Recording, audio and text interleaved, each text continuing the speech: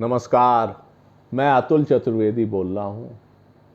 The wisdom weave के एक और एपिसोड में आपका स्वागत है। जैसा मैंने आपसे शुरुआत में इंट्रोडक्शन में भी कहा था और बीच बीच में मैं चर्चा करता रहता हूँ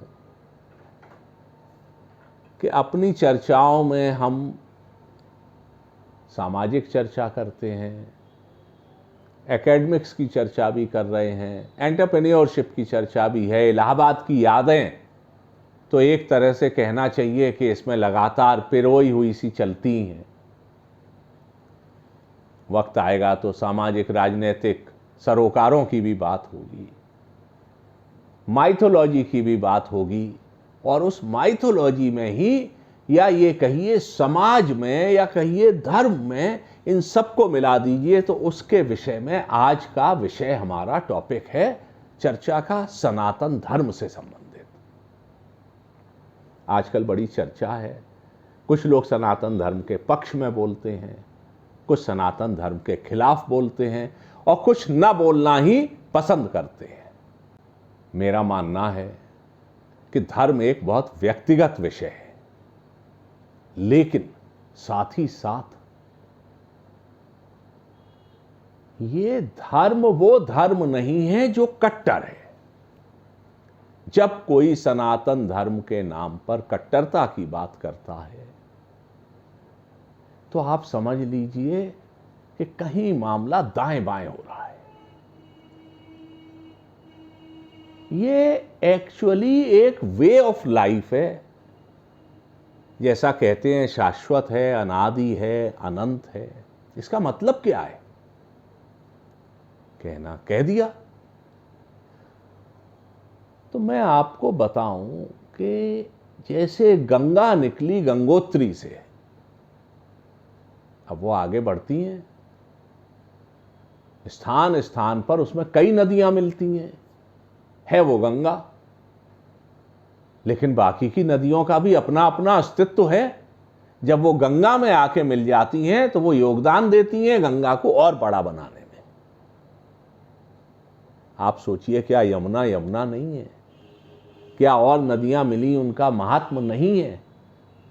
आप मथुरा जाइए तो जय यमुना मैया की होती है। सारी कहानियां, सारी माइथोलॉजी यमुना जी के इर्द गिर्द ही घूम रही है। अगर आप पुराणों में जाइए तो यम और यमी का संवाद है, सौरपुत्री यमुना की चर्चा है। लेकिन यही यमुना अटखेलियां लेते हुए जब प्रयागराज पहुंचती हैं और त्रिवेणी का संगम होता है, वो आगे फिर गंगा चली जाती है। तो क्या गंगा में यमुना नहीं है? कि गंगा में सरस्वती नहीं है? आप कहेंगे ये कौन सी बात मैं कर रहा हूं, मैं विषय से भटका नहीं हूं। इसी तरीके से जैसा ये शाश्वत और अनवरत प्रवाह है, ऐसा ही एक वे ऑफ लाइफ है इस पूरे के पूरे इलाके का, जिसको सनातन धर्म के नाम से जानते हैं। लेकिन इसमें कई शाखाएं, कई धाराएं बह के शामिल होती जाती हैं। हमारे यहां पंच पूजा का सिस्टम है। वैष्णव, शैव, गाणपत्य, सौर और शाक्त, ये पंचदेव की पूजा आमतौर पे होती है। किसी जमाने में ये पांचों अलग अलग, जब हमारे यहाँ बहुत प्राचीन समय की बात करिए तो अलग अलग धर्मों के रूप में भी इनकी मान्यता थी सब मान्यता सनातन के अंतर्गत ही था, सब सनातन। हम लोगों ने अपने यहाँ पढ़ा है कि जब रामायण में रामचंद्र जी जाते हैं लंका, तो पहले वो रामेश्वरम में शिवलिंग की स्थापना करते हैं, ये बताने को कि ये वैष्णव संप्रदाय और शैव संप्रदाय की लड़ाई नहीं है। इस लड़ाई का मुद्दा कुछ और है, धर्मों की लड़ाई नहीं है। ये अलग अलग धर्म एक हो जाते हैं और सनातन की धारा में बहने लगते हैं। मुझको खुद अपने बचपन का याद है कि हमारे घर में शिव जी की पूजा होती थी, प्रसाद सिर से लगा लिया जाता था, खाया नहीं जाता था, क्योंकि हम लोग वैष्णव संप्रदाय को मानने वाले थे। आज ये चीजें डाइल्यूट होके सब हो गई हैं, है सब सनातन का अंग। इस सनातन की सबसे खासियत यह है कि जो इसको माने वो तो इसका अंग है ही है, लेकिन जो न माने, क्योंकि जब आप इंडियन फिलॉसफी पढ़िए तो आपको नास्तिक आस्तिक सब मिलेंगे उसमें। चारवाक का दर्शन भी है तो अद्वैतवाद भी है, द्वैतवाद भी है, शंकर भी हैं तो रामानुज भी हैं, बुद्ध भी हैं तो जैन भी हैं। मेरा कहने का मतलब यह है कि आप खांचों में बांट के सनातन को नहीं देख सकते। ये सनातन इसलिए है, जैसे कि गंगा पवित्र इसलिए है कि उसका प्रवाह लगातार है, आगे बढ़ती है, बाढ़ आती है, गंदगी छट जाती है, जल फिर निर्मल हो जाता है। ऐसे ही सनातन में जब जब गंदगी आई तो उसको सफाई करने की आवाज उठाने वाले और सफाई करने वाले उसी में से निकले। आप श्रुति, स्मृति, वेद, पुराण, इन सब के किस्से कहानी पढ़िए, सुनिए, आगे मैं भी चर्चा करूंगा, तो आपको एहसास होगा कि इन कहानियों के पीछे कहीं ना कहीं समस्याएं हैं और उनके समाधान भी हैं। जब हम बात करते हैं 19वीं शताब्दी की, तो राजा राममोहन राय का सोचिए, वो भी सनातनी थे। सती प्रथा, बाल विवाह, विधवा विवाह, कितने क्रांतिकारी कदम थे कि सती प्रथा का विरोध करना। हम लोगों को आज उसकी विकरालता का अनुभव नहीं है, लेकिन ये सनातन की बहुत बड़ी बुराई थी। बाल विवाह बहुत बड़ी बुराई थी। विधवा जो हो जाती थी, उनके संग जैसा व्यवहार होता था, यदि सती वाला या वैसे भी, हम सब जानते हैं कि कैसा व्यवहार होता था। उसके खिलाफ आवाज उठी, कानून बने, निर्मल किया गया। अलग अलग विचार समय समय पर आते रहे हैं। दयानंद सरस्वती आते हैं जो कि मूर्ति पूजा के विरोधी हैं, आर्य समाज की चीज़ों को उन्होंने छांट के एक विचारधारा वो भी दी सनातन में, कुछ नया कुछ पुराना। और सनातन ने कभी नएपन को स्वीकार करने से कि हम इतने कट्टर हैं कि नया कुछ नहीं होंगे तो गंगा गंदी हो जाएगी।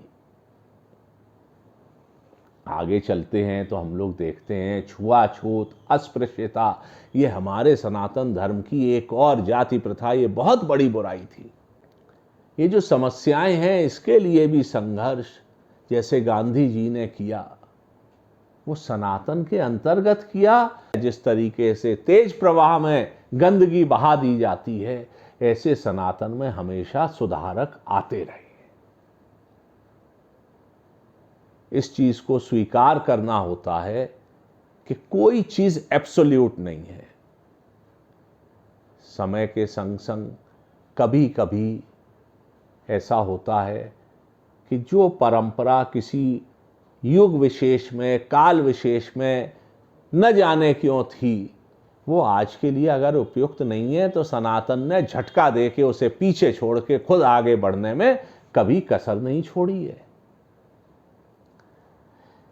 विवेकानंद जी, उन्होंने पश्चिमी देशों में जाके सनातन का, जिसको कहना चाहिए, झंडा फहराया, डंका बजाया। नाम कितने भी हम लोग ले लें और कितनी भी बात कर लें, लेकिन एक बात माननी पड़ेगी कि ये इस धर्म को आप किसी ब्रैकेट में नहीं रख सकते। ये वे ऑफ लाइफ है, सोच का हम लोगों का है। इसके बहुत से मुद्दे हैं, उन पर आगे जैसे जैसे विचार बनेंगे मैं आपसे चर्चा करूंगा। और जब राजनीतिक आंदोलन हुए तो भी सनातन धर्म को मानने वाले और इसी के सहारे से एक अपना योगदान देने वाले लोग भी पीछे नहीं रहे। जैसे मैं एक नाम लेना चाहूंगा, नाम तो बहुत से हैं, लेकिन लोकमान्य बाल गंगाधर तिलक। ये जो गणपति उत्सव की अवधारणा इन्होंने की कि अंग्रेजों के जमाने में मिलने जुलने पर रोक, पर राजनीतिक गतिविधि पर रोक थी, तो इस धार्मिक गतिविधि को आधार बनाकर और उन्होंने स्वतंत्रता आंदोलन में एक नई जान फूंकी। यहां भी रोल परोक्ष रूप से सनातन ही प्ले कर रहा था।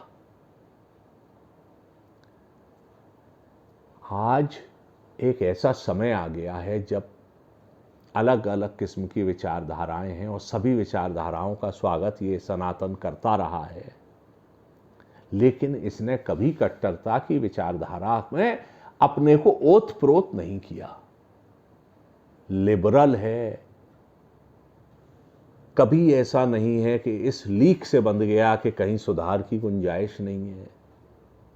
समय समय पर सुधार होते रहे हैं और इसीलिए मेरा कहना यह है कि इसकी गूढ़ता को समझिए, इसकी अच्छी बातों से सीख लीजिए। इसकी सबसे बड़ी बात यह है कि जो सनातन को नहीं मानते उन धर्मों का भी बराबरी से सम्मान है। आप ऐसे समझ लीजिए कि जो है उसका भी स्वागत है और जो हम में शामिल नहीं है वो भी सम्मानित है। इस सामाजिक सद्भाव, भाईचारा और प्रगति, प्रोग्रेसिव विचारधारा, इस सबको और न जाने कितनी अच्छी चीजों को मिलाइए तो सनातन है। और इस सनातन में जो धारा बह रही है इसमें बड़ा आवश्यक है कि इसकी शुद्धता, पवित्रता, सफाई बनी रहे, गंदगी आए वो साफ होती रहे, कट्टरता आए उसको पीछे छोड़ते रहे। और ये एक ऐसा है जो अनादि और अनंत, जैसा मैंने कहा, तो ये खत्म होने वाला नहीं है, क्योंकि ये सबको अपने में समाविष्ट करता है। इसमें सबके लिए जगह है, ये किसी का विरोधी नहीं है। ये एक गंभीर विषय है, इस पे आगे और भी चर्चा करेंगे, किंतु मैं आज के इस एपिसोड में इस सोच के साथ अपनी बात खत्म करूंगा कि आप भी ये सोचिए, अपने दिल पर हाथ रख के सोचिए कि क्या हमारे मजहब ने, हमारे धर्म ने बुराई करना सिखाया, एक दूसरे से मारकाट करना सिखाया? मैंने कहीं अपने सनातन धर्म में ऐसा नहीं देखा और मेरे ख्याल से कोई मजहब नहीं सिखाता। आगे के एपिसोड्स में बहुत मजेदार चर्चाएं होने वाली हैं। एक किसी एपिसोड में मैं बताऊंगा कि एलियंस के विषय में अमेरिका के नासा के चीफ क्या सोचते हैं और कहते हैं। हम ये भी चर्चा करेंगे कि ये जो हमारे यहाँ पौराणिक आख्यान हैं कि जैसे अर्जुन इंद्र लोग गए या नारद जी आ गए वीणा बजाते हुए, नारायण नारायण करते हुए, इन आख्यानों के पीछे क्या क्या सोच और संभावनाएं हो सकती हैं? क्या ये बिल्कुल कपोल कल्पित घटनाएं हैं या इनमें कुछ संदेश हैं, कुछ बातें हैं, कुछ सोचने के मुद्दे हैं? ऐसी न जाने कितनी बातों पर ये जो विचार प्रवाह और हमारा आपका संवाद है ये जारी रहेगा। यदि आपको एपिसोड अच्छा लगा है, ये बातें अच्छी लग रही हैं, चैनल अच्छा लग रहा है, तो कृपया इसको लाइक करिए और सब्सक्राइब अवश्य करिए चैनल को। जिनको लगता है कि इन बातों में इंटरेस्ट है उन तक आप इसको शेयर करिए। बाकी बातें आगे के एपिसोड्स में होंगी। अब आज के लिए इतना ही, मुझे आज्ञा दीजिए। आपका दिन शुभ हो। धन्यवाद। नमस्कार।